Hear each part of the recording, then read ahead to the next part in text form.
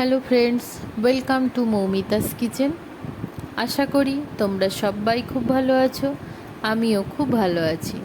আবারও চলে এসেছি আরেকটি নতুন স্বাদের রেসিপি নিয়ে।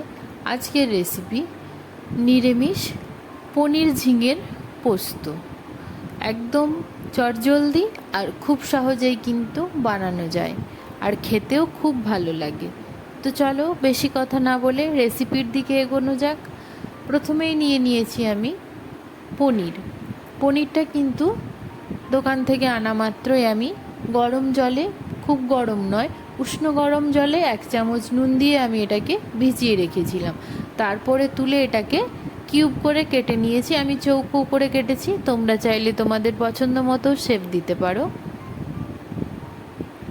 পনির এখানে আমি নিয়েছি 400 গ্রাম। নেক্সট যেটা নিয়েছি সেটা হলো আলু, একটা মিডিয়াম সাইজের আলু, সেটাকেও আমি ঠিক চৌকোভাবেই কেটে নিয়েছি। আর নিয়েছি ঝিঙে আমি এখানে নিয়েছি 500 গ্রামের, হয়তো একটু বেশি হবে ঝিঙেটা।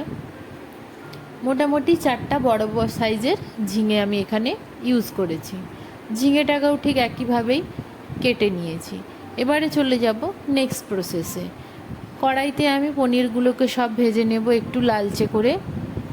পনির খুব বেশি ভাজবো না, পনির খুব বেশি ভাজলে কিন্তু শক্ত হয়ে যায়, পনিরটা একদমই নরম থাকে না, আর সেই টেস্টটাও কিন্তু পনিরের মধ্যে পাওয়া যায় না খুব বেশি যদি তুমি পনিরটাকে ভেজে দাও। এপিট ওপিট মোটামুটি একটু ঘুরিয়ে ফিরিয়ে ভেজে নিলেই হবে।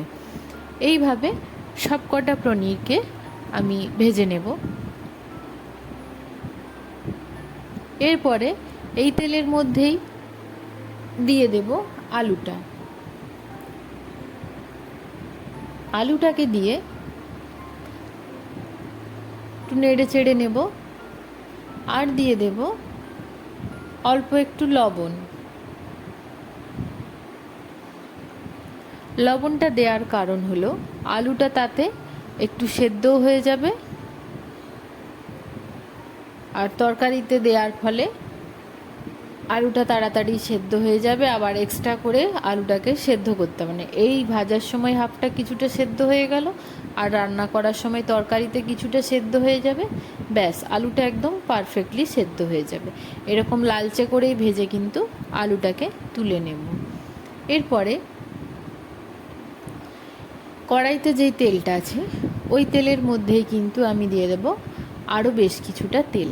আমি রান্নাটা কিন্তু একদম সর্ষের তেলেই করেছি, কারণ আমার মনে হয় পোস্ত বা সর্ষে দিয়ে কিছু রান্না করলে সেটা সর্ষের তেলে খুব ভালো হয়, স্বাদটা খুব ভালো আসে, তাই আমি এখানে সর্ষের তেল ইউজ করেছি।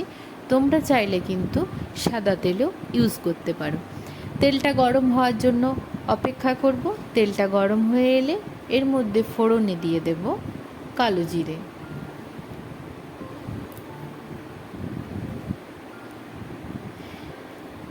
হাফ চামচ দিয়ে দিলাম কালো জিরে বা 1 টিস্পুন কালো জিরে, দিয়ে দিলাম 2টো শুকনো লঙ্কা মাঝখান থেকে ছিঁড়ে দিয়ে দিলাম, আর দিয়ে দেব একটা গোটা তেজপাতা।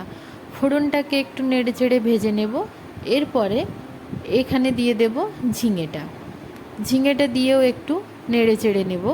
ঝিঙে কিন্তু ভাজা খুব মুশকিল ব্যাপার, কারণ ঝিঙের থেকে জল বেরোতেই থাকে, তাই অল্প একটু লবণ দিয়ে আর অল্প একটু হলুদ দিয়ে বেশ কিছুক্ষণ এটাকে নাড়িয়ে নেব। এরপরে দিয়ে দেব আলুটা, কারণ আলুটা হাফ সেদ্ধ করাই ছিল, লবণ দিয়ে যেহেতু ভেজেছিলাম হাফটা সেদ্ধ হয়েই ছিল, আর বাকিটা কিন্তু ঝিঙে আর আলু একসাথে সেদ্ধ হয়ে যাবে। এইভাবে বেশ কিছু সময় ধরে আলু আর ঝিঙেটাকে নাড়িয়ে নেব। ঝিঙের মধ্যে জলটা যখন শুকিয়ে আসবে এর মধ্যে অ্যাড করে দেব পোস্তটা। আমি এখানে 3 চামচ পোস্ত, 1 চামচ চারমগজ আর 4টে কাঁচা লঙ্কা একসাথে পেস্ট করে রেখে দিয়েছিলাম, সেইটাই আমি মিশিয়ে নিলাম। পোস্তটাকে দেওয়ার পরে বেশ কিছুক্ষণ একটু কষিয়ে নেব, যেন সাইড থেকে আস্তে আস্তে তেল ছেড়ে আসে।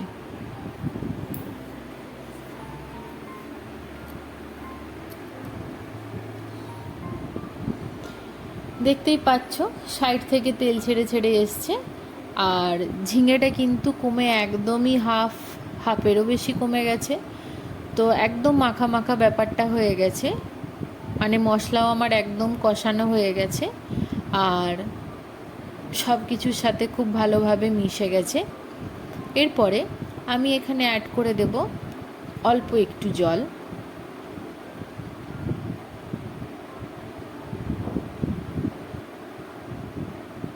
অল্প একটু জল বলতে আমি এখানে হাফ কাপ মতো জল ইউজ করেছি, চায়ের যে কাপ সেই কাপের হাফ কাপ। তারপরে দিয়ে দেব পনিরটা। যেহেতু মশলাটা কষানোর সময় তরকারিটা একটু ড্রাই হয়ে এসেছিলো, সেই জন্য আমি হাফ কাপ কিন্তু এখানে গরম জল ইউজ করেছি, ঠান্ডা জল একদমই ইউজ করিনি। দিয়ে পনিরটাকে দিয়ে ভালোভাবে একটু নাড়িয়ে নেব। পনিরটা দিয়ে বেশিক্ষণ নাড়াবে না বা বেশি নাড়াচাড়া দেবে না, মোটামুটি এই অবস্থাতে থাকলেই পনিরটার ভেতরে নরম ভাবটাও বজায় থাকবে আর পনিরগুলো ভেঙেও যাবে না। রান্নাটা কিন্তু আমার একদমই কমপ্লিট। এবারে এটাকে ঢেলে নেব একটা পাত্রে।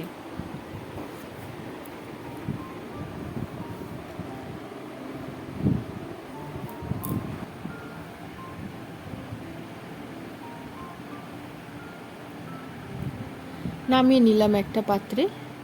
কালারটা দেখে বুঝতেই পারছো খুব সুন্দর হয়েছে কালারটা, আর খেতেও কিন্তু খুব ভালো হয়েছিল।